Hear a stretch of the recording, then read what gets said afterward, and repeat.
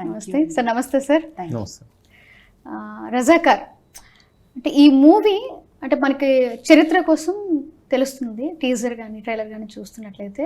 అంటే అప్పట్లో ఈ మూవీ కథను కానీ ఏమైనా చూసుకున్నట్లయితే మనకి తెలియదు, ఈ జనరేషన్ వాళ్ళకి తెలియదు అసలు ఈ కథను తీసుకోవడానికి. అసలు అంటే పాత జనరేషన్ అంటే ఎప్పుడైనా మనం ముత్తాతలు కానీ తాతలు కానీ ఉన్నప్పుడు వాళ్ళకి వాళ్ళ దగ్గరికి వెళ్ళి స్టోరీని ఏమైనా తీసుకున్నారా, లేకపోతే మీరు పుట్టిన ప్రాంతంలో ఇలాంటి ఉద్యమాలు ఏమైనా జరిగి దాని ఆధారంగా బేస్ చేసుకుని రాస్తారా? అసలు ఏంటి సార్ ఈ కథ? రెండు మిక్స్డ్.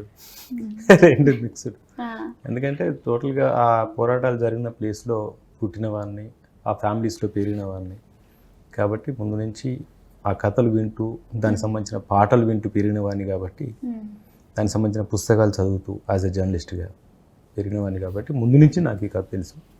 సినిమా చేద్దాం అనుకున్నాక మళ్ళీ ఒకసారి రీసెర్చ్ చేసి సినిమా ఎక్కడి నుంచి ఎక్కడ చేద్దాం, ఎక్కడ స్టార్ట్ చేద్దాం, ఎక్కడ ఎండ్ చేద్దాం, ఏ టాపిక్ తీసుకుందాం, అందులో హెచ్చు తగ్గులు ఏంటి, ఉన్నది లేనిది ఏంటి అన్ని మళ్ళీ ఎంక్వైరీ చేసి మళ్ళీ స్టార్ట్ చేసాం.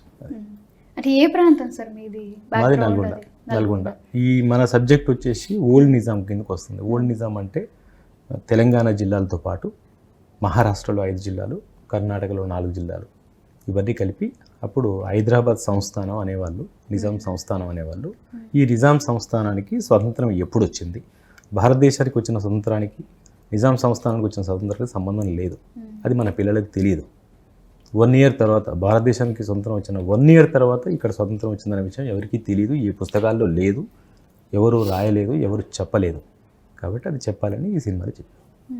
అంటే అప్పట్లో నల్గొండ అటు సైడ్ కూడా రైతులు ఉద్యమాలు ఎక్కువ జరిగేవి, సో దాన్ని కూడా బేస్ చేసుకుని రాయొచ్చు.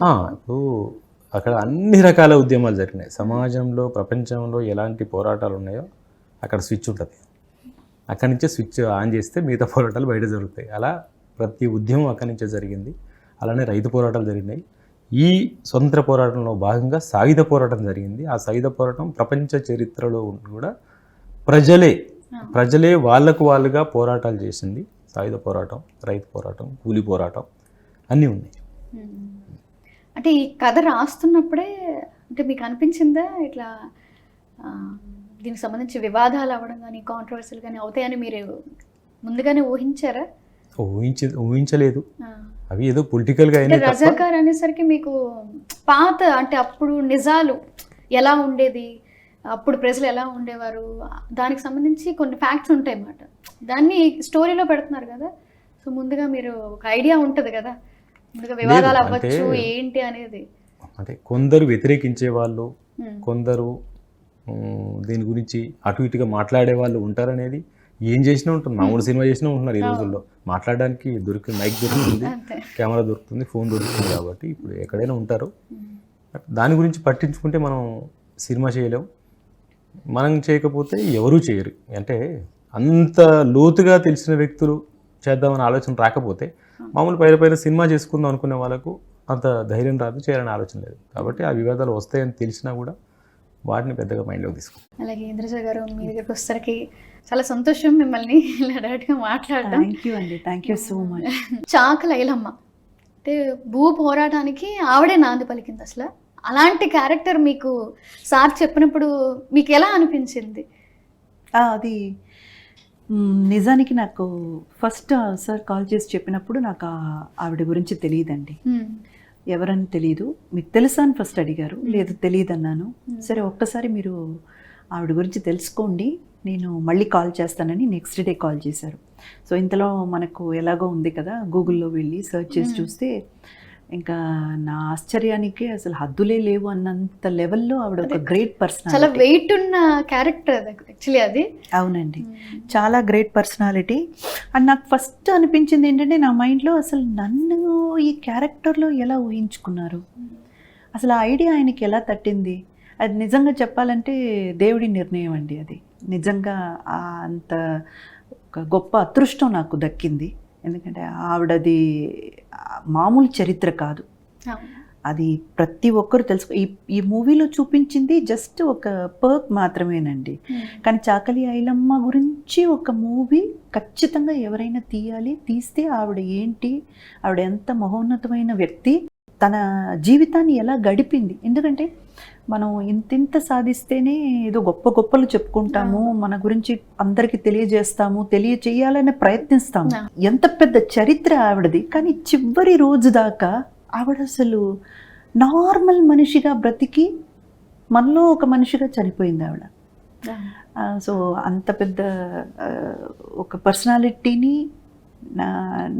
నేను చేయడం అన్నది, నేను ఒక క్యారెక్టర్గా పోషించడం అన్నది నా అదృష్టం. చాకలి ఐలమ్మ క్యారెక్టర్కి ముందుగానే మీరు ఇంద్రజ గారిని అనుకున్నారా, లేకపోతే ఇంకెవరైనా?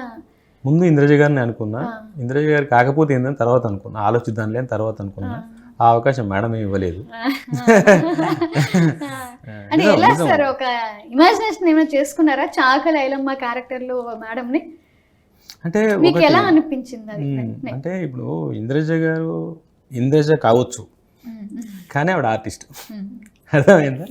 ఆర్టిస్ట్ ఆవిడ. ఉదాహరణకి ఎంత గ్లామర్ రోల్స్ చేసినా ఒక సొగసు చూడతారమా కదా మేడం, అది సొగసు చూడతారమా నేషనల్ అవార్డు మూవీ, అది జస్ట్ మిస్ అయింది.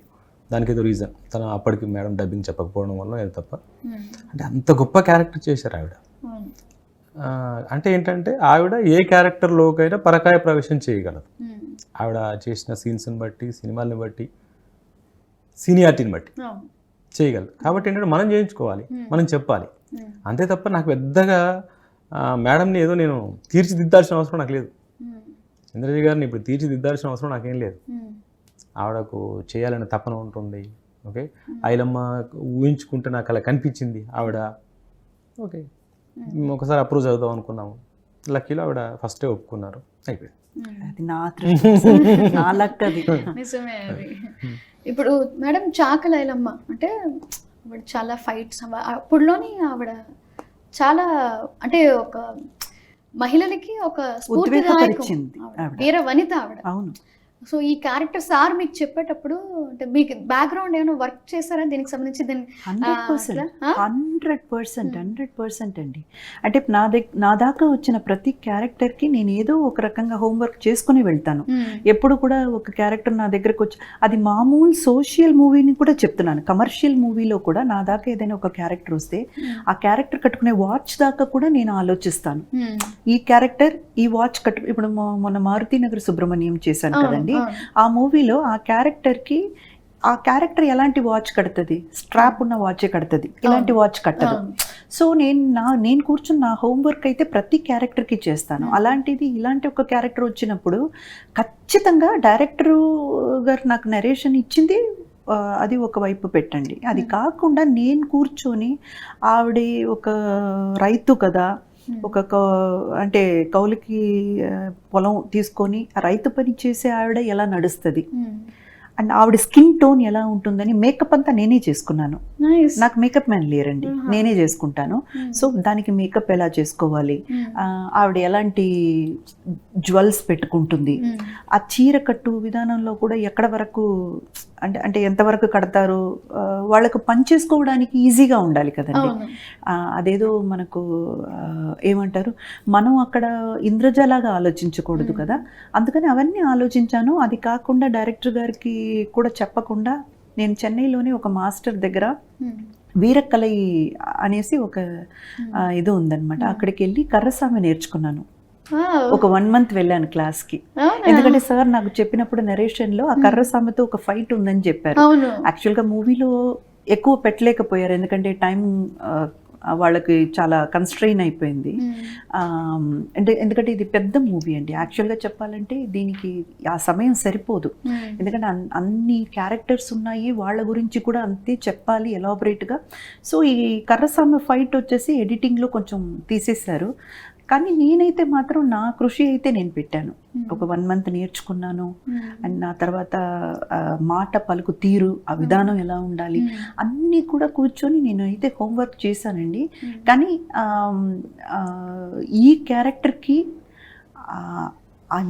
కొంతవరకైనా నేను న్యాయం చేయాలంటే ఖచ్చితంగా ఆ హోంవర్క్ అయితే కావాలి.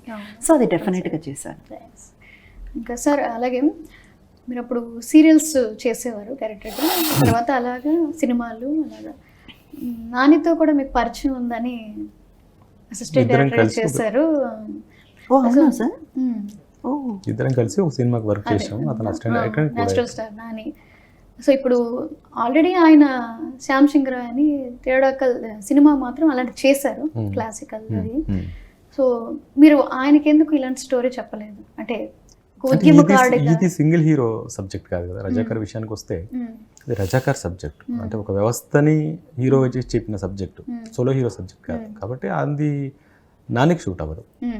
నానికి షూట్ అయ్యే ఏదన్నా ఒక క్యారెక్టరైజేషన్ తీసుకొని చేసినప్పుడు ఆ ఆలోచన వస్తే చెప్పొచ్చు అట్లా.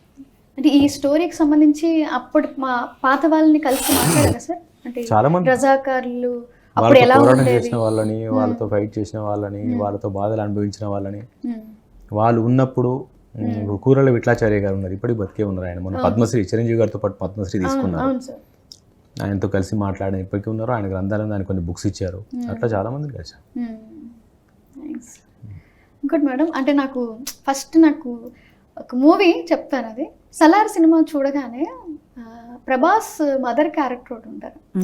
ఆ క్యారెక్టర్లో చూసుకుంటే నాకు ఫేస్ మాత్రం రివీల్ అయింది మీది అనిపించింది.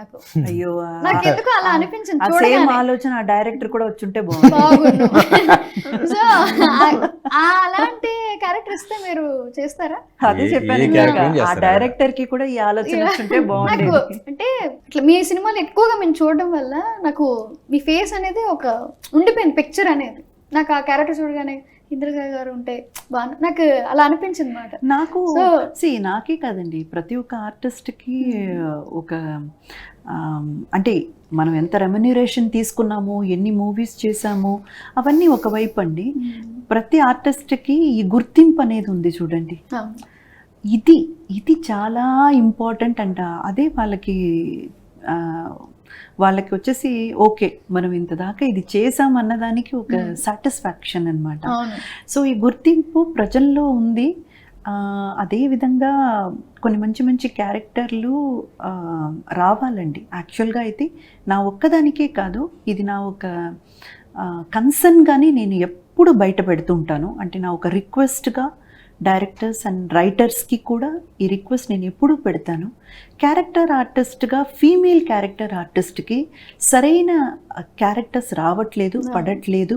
స్ట్రాంగ్ క్యారెక్టర్స్ నేను చెప్పేది. ఒక మేల్ క్యారెక్టర్ ఆర్టిస్ట్కి ఉన్నంత వాల్యూ, వాళ్లకు ఉన్నంత ప్రాధాన్యత ఫీమేల్ క్యారెక్టర్ ఆర్టిస్ట్కి లేదండి, చాలా తక్కువ ఉంది.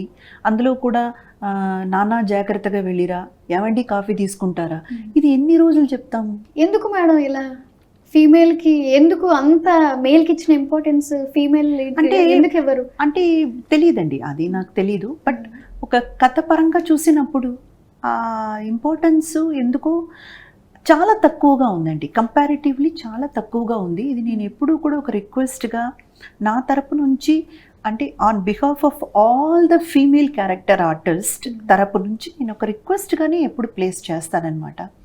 సో అలాంటి టైంలో ఇప్పుడు మీరు చెప్పినట్టు ఒక చాకలి ఐలమ్మ లేదా ఒక సలార్ మూవీలో ఒక మదర్ క్యారెక్టర్, అలా అతి తక్కువ క్యారెక్టర్లే ఇంపార్టెన్స్ ఉన్న క్యారెక్టర్స్లో పడుతున్నాయి. అలాంటి క్యారెక్టర్లో నన్ను మీరు పెట్టి ఆలోచించి చూడడం అన్నది నిజంగా thank you so much. I'm so happy about it. ఈ సినిమా రిలీజ్ అయ్యి చాలా రోజులైంది. సో ఇప్పుడు ఓటీటీలో రావడానికి అంటే ఇంత లేట్కి రీజన్ ఏంటంటారు? సినిమా మనం తెలుగులో రిలీజ్ అయిన తర్వాత మళ్ళీ హిందీలో చేసాము. తెలుగు హిందీకి 1.5 month గ్యాప్ వచ్చింది అక్కడ డేట్స్ని బట్టి రిలీజ్ చేయడానికి. దాని తర్వాత ఏమైందంటే అప్పుడు హిందీలో రిలీజ్ చేస్తున్నప్పుడు ఏదో ఒక పీవీఆర్ సంస్థకు దేనికో వీళ్ళు అగ్రిమెంట్ చేయాల్సి వచ్చింది, కొన్ని థియేటర్స్ పెంచడం కోసం. అగ్రిమెంట్ చేసినప్పుడు వాళ్ళు ఒకసారి 6 months రాసుకున్నారు. సో 6 months దాకా ఇక్కడ ఈ ప్రైవేట్ ఆర్గనైజేషన్కి ఇవ్వడానికి లేదు. సో అక్కడ 6 months మేము లాక్ అయిపోయాం. కానీ సినిమా గ్రాఫిక్స్ మాత్రం, విఎఫ్ఎక్స్ మాత్రం చాలా రిచ్గా ఉన్నాయి సార్, అసలు చాలా అద్భుతంగా ఉన్నాయి. అవి అంటే ఎక్కడ రాజీ పడదలుచుకోలేదు. ఇంకోటి ఆ టైంలో హైదరాబాద్ ఎలా ఉంది అది చూపించాలి, చూపిస్తేనే ఆడియన్స్ అందులోకి వెళ్ళిపోతారు, లీనమైపోతారు. లేదు అంటే ఇప్పుడు అన్ని మోడర్న్గా చూపిస్తూ ఆ కథ చెప్తే ఎవరికి అర్థం కాదు, రీచ్ అవ్వదు. సో దాన్ని దృష్టిలో పెట్టుకొని నార్మల్గా ఇప్పుడు యూత్ని ఎక్కువ టార్గెట్ చేస్తారు. ఇప్పుడు డైరెక్టర్లు చూసుకుంటే చాలా మంది యాక్షన్ థ్రిల్లర్స్ మూవీస్ కానీ ఇలాంటి మూవీస్ చేస్తూ ఉంటారు. ఇప్పుడు మీరు ఈ మూవీని చూస్ చేసుకోవడానికి ఏమైనా పర్టికులర్గా రీజన్ ఏమైనా ఉందా?